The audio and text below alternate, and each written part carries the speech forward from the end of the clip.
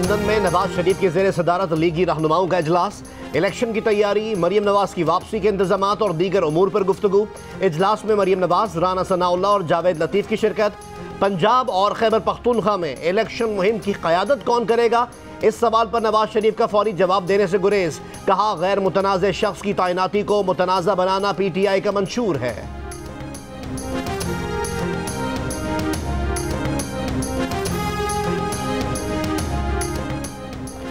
इमरान खान नए इल्जामात के साथ सामने आ गए। कहा, हुसैन हक्कानी ने अमेरिका में इनके खिलाफ लॉबिंग की और जनरल बाजवा को प्रमोट किया। अपनी एक और लाइल्मी का भी एतराफ़। कहा, PTI दौर की वजारत खारजा के नीचे उन्होंने हुसैन हक्कानी को हायर कर लिया और हमें पता ही नहीं चला। इमरान खान ने इल्ज़ाम लगाया कि डोनाल्ड डू का जो साइफर अमेरिका से आया था वो उधर से नहीं आया, उसके लिए पहले पाकिस्तान से लॉबिंग की गई।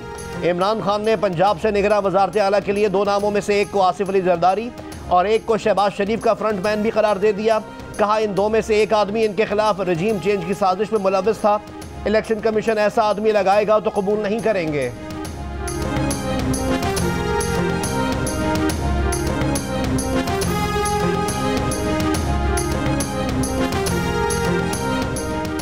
मरियम नवाज की पाकिस्तान वापसी का प्रोग्राम तब्दील हो गया। मरियम नवाज 27 जनवरी को लंदन से दुबई जाएंगी और दुबई से 28 जनवरी को पाकिस्तान पहुंचेंगी।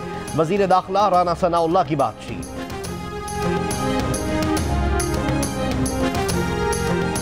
मुबैना आलमी साजिश और साइफर के जरिए इमरान खान की हुकूमत हटाने का इल्ज़ाम।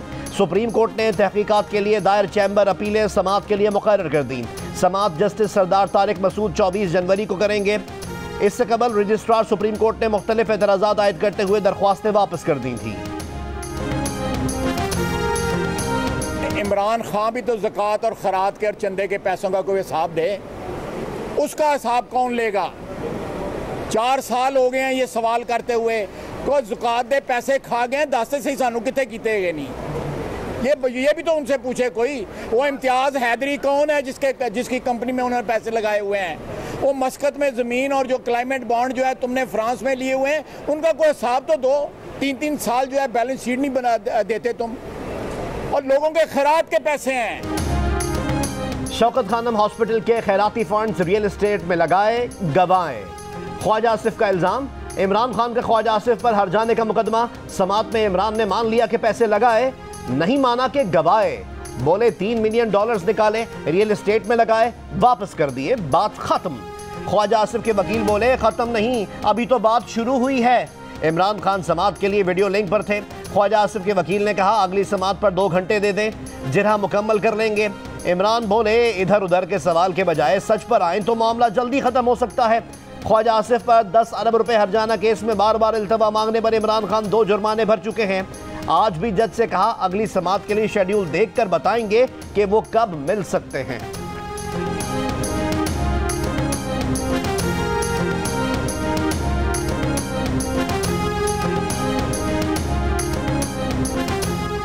खैबर पख्तूनख्वा के निगरां वज़ीर आला आज़म खान ने हलफ उठाने के बाद मनसब संभाल लिया। कहा, इंतखाबात कराना इलेक्शन कमीशन की जिम्मेदारी है। सूबाई हुकूमत इलेक्शन कमीशन की मुआवनत करेगी। शफाफ इंतखाबात तरजीह है। वज़ीर आला हाउस पहुँचने पर आज़म खान को गार्ड ऑफ ऑनर भी दिया गया। निगरां वज़ीर आला आज़म खान चीफ सेक्रेटरी और मुख्तलिफ ओहदों पर तैनात रह चुके हैं।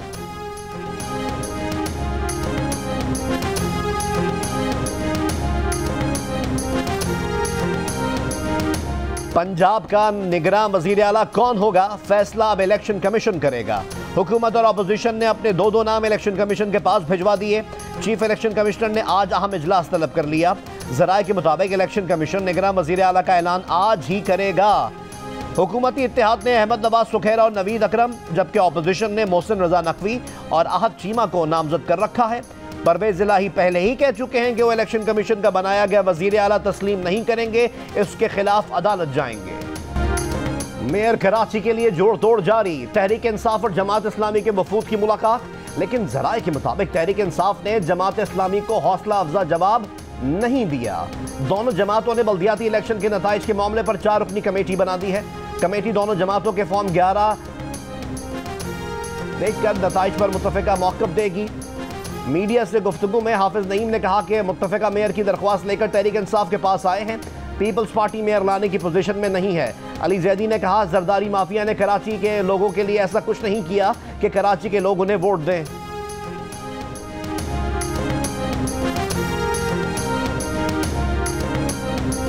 मनी लॉन्ड्रिंग केस में वजीर आजम शहबाज शरीफ के बेटे सुलेमान शहबाज बेगुनाह हैं। FIA ने क्लीन चिट दे दी। अदालत में जिमनी चालान में कहा कि सुलेमान शहबाज केस में मुलव्वस नहीं पाए गए। तफ्तीशी रिपोर्ट के मुताबिक सुलेमान शहबाज के किसी पब्लिक सर्वेंट के बेनामीदार रहने, मनी लॉन्ड्रिंग और किसी जुर्म में मुलव्वस होने की कोई शहादत नहीं मिली। सुलेमान शहबाज को बेगुनाह अफराद की फहरिस्त में रखा गया है। अदालत का FIA को मजाज अथॉरिटी से मंजूरी के बाद जिमनी चालान जमा कराने का हुक्म। मजीद समात 4 फरवरी तक मुलतवी। PTI का मरियम नवाज, शहबाज शरीफ और दीगर की बरियत सुप्रीम कोर्ट में चैलेंज करने का ऐलान। फवाद चौधरी का कहना है कि पीर को दरख्वास्त दायर करेंगे। हुकूमत का एक ही मकसद है, अपने मुकदमे खत्म कराना।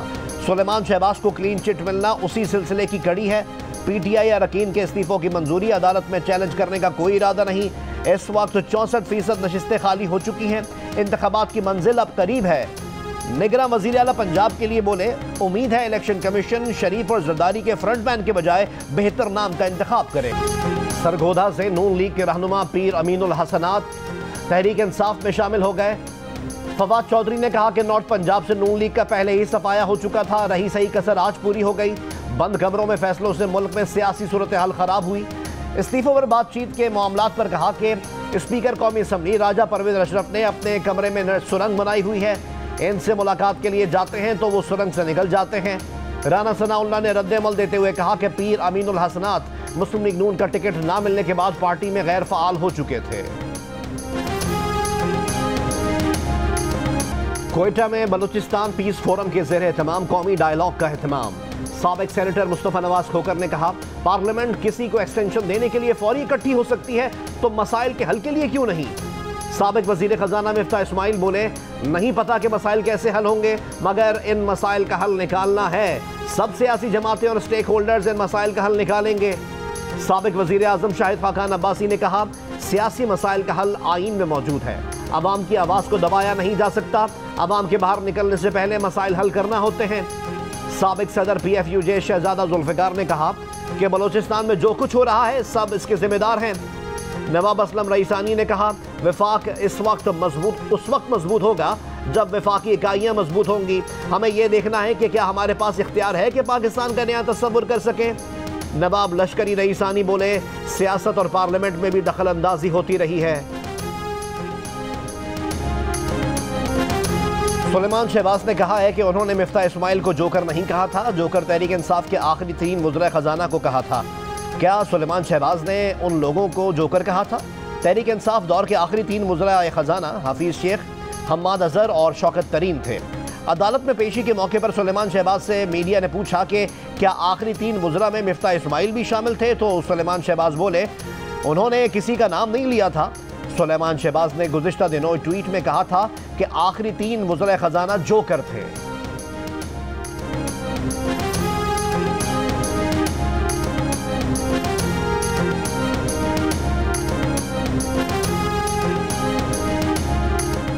मिफ्ता इस्माइल ने वजारत खजाना से हटाए जाने पर भी शिकवा कर दिया। प्रोग्राम नया पाकिस्तान में गुफ्तगू करते हुए साबिक वजीर खजाना ने कहा कि सितंबर तक मुल्क के हालात बेहतर थे, डिफॉल्ट का खतरा नहीं था। अगर उस वक्त ही अहम फैसले कर लिए जाते तो बेहतर था। अवाम शहबाज शरीफ से ये सवाल कर सकते हैं कि मिफ्ता को क्यों निकाला? क्या इसाक डार की कारकर्दगी मिफ्ता इस्माइल से बेहतर है? सिंध में कच्चे के इलाके में डाकू राज, सैकड़ों अफराद को मुख्तलिफ धोखों से बुलाकर अगवा कर लिया गया। कभी सस्ता ट्रैक्टर, कभी भारी रकम का इनाम, कभी सस्ती कार, कभी खातून की आवाज में दोस्ती के नाम पर झांसा देकर बुलाए गए अफराद अब डाकुओं के कब्जे में हैं। पुलिस एक्शन से रिहा होने वालों की तादाद ना होने के बराबर। ताबान देने की सकत रखने वाले अपने प्यारों को छुड़वाने में कामयाब। जराये के मुताबिक डाकू सादा लौ अफराद को झांसा देने के लिए सोशल मीडिया का भरपूर इस्तेमाल कर रहे हैं। सस्ते ट्रैक्टर का इश्तिहार, इनामी स्कीम और फ्रॉड के दीगर तरीके अपनाए जा रहे हैं।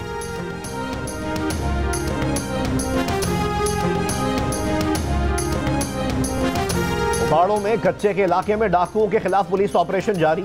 डाकुओं के पास पुलिस से ज्यादा जदीद असलहा मौजूद है।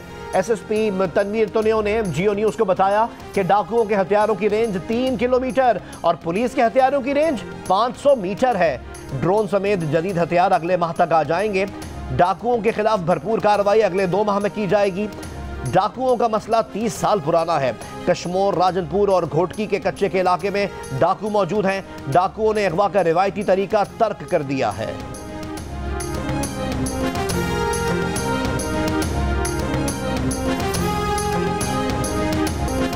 चारसद्दा में ढेरी जरदाद पुलिस चौकी पर दहशतगर्दों का हमला, 2 एहलकार शहीद, 1 जख्मी। खैबर पख्तूनख्वा में दहशतगर्दी में इजाफे ने खतरे की घंटी बजा दी। गुज़िश्ता साल खुदकुश हमलों समेत 400 से ज्यादा दहशतगर्दी के वाकयात हुए।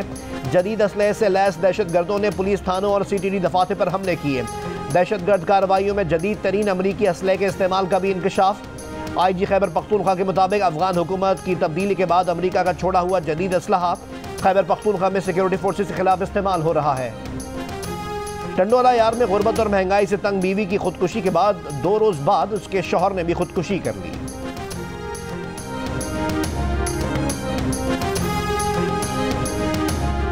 कराची में परचून की दुकान पर आटे की कीमत 98 रुपए फी किलो है। कमिश्नर कराची ने नोटिफिकेशन जारी कर दिया। चक्की के आटे की रिटेल कीमत 105 रुपए मुकर्रर। कमिश्नर की कीमतें अपनी जगह, दुकानों पर दस्तयाब आटे के रेट अपनी जगह। आज भी कराची में फाइन आटा 120 रुपए और चक्की का आटा 130 रुपए फी किलो में फरोख्त किया जा रहा है।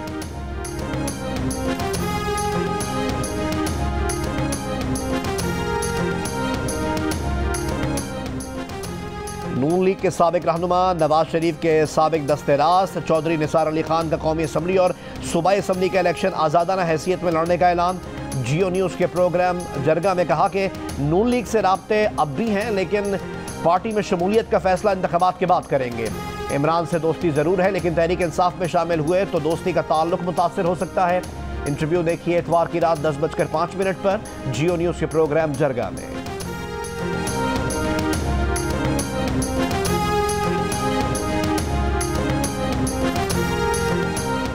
वज़ीर आला पंजाब परवेज़ इलाही ने कहा है कि पंजाब हुकूमत ने सिंध के सैलाब मुतासरीन के लिए भी 1 अरब रुपए के फंड्स रखे। सिंध हुकूमत ने इन सैलाब मुतासरीन का डाटा नहीं दिया। सिंध के सैलाब मुतासरीन की बहाली के लिए सिंध हुकूमत का ताउन चाहते हैं। एहसास प्रोग्राम की सरबराह डॉक्टर सानिया निश्तर से मुलाकात में कहा कि वफाकी हुकूमत ने पंजाब को सैलाब मुतासरीन के लिए कोई पैसा नहीं दिया।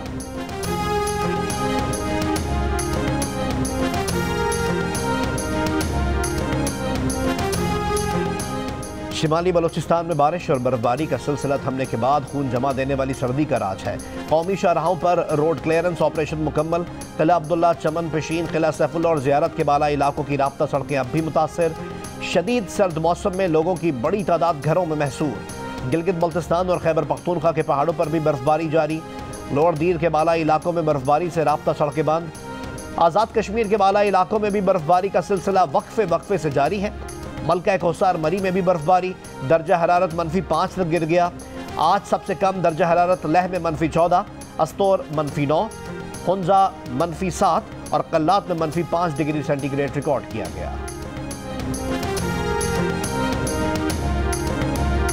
सिंध के वजीर इत्तलात शर्जील मेमन सीने में तकलीफ के बायस NICVD हैदराबाद मुंतकिल। एंजियोग्राफी के बाद एंजियोप्लास्टी कर दी गई, हालत बेहतर। डॉक्टर्स के मुताबिक शर्जील मेमन की दिल की 2 शरियानें बंद थी, 2 स्टेंट डाले गए हैं। उन्हें 24 घंटे बाद घर मुंतकिल कर दिया जाएगा। स्वीडन में कुरान पाक की बेहरमती पर अंकारा में स्वीडिश सिफारत खाने के बाहर एहतजाज। स्वीडन में कुरान पाक की बेहरमती के वाक़े पर पाकिस्तान की शदीद मजम्मत। तर्जुमान दफ्तर खारजा ने कहा है कि मुसलमानों के मजहबी जज्बात को ठेस पहुँचाना इजहार राय की आज़ादी में नहीं आता। इंसानी हुकूक के अलमबरदार लोगों को तशद्दुद पर ना उकसाने की जिम्मेदारी निभाएं। स्वीडिश वजारत खारजा ने कहा है कि आज़ादी इजहार राय का मतलब ये नहीं कि स्वीडिश हुकूमत भी इससे इत्तफाक करे।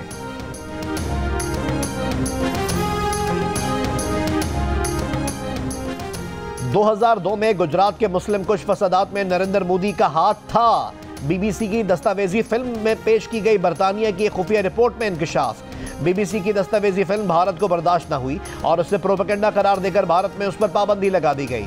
इस मामले पर भारतीय दफ्तर खारजा के तर्जुमान से सवाल किए गए तो वह ज़िद होकर रह गए। कभी पूछते रहे कि कौन सी रिपोर्ट और फिर कहते कि फिल्म हमने नहीं देखी, वो सरासर प्रोपेगेंडा है। गुजरात के फसादात में 1000 से ज्यादा लोग मारे गए थे, जिनमें ज्यादातर मुसलमान थे।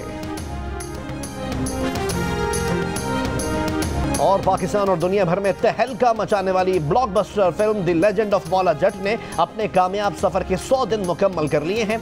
जियो फिल्म्स की पेशकश, लाशारी फिल्म्स और एनसाइक्लोमीडिया की शाहकार फिल्म ने पाकिस्तान में 100 करोड़ और दुनिया भर में $10 मिलियन का तारीखी बिजनेस भी अपने नाम किया है।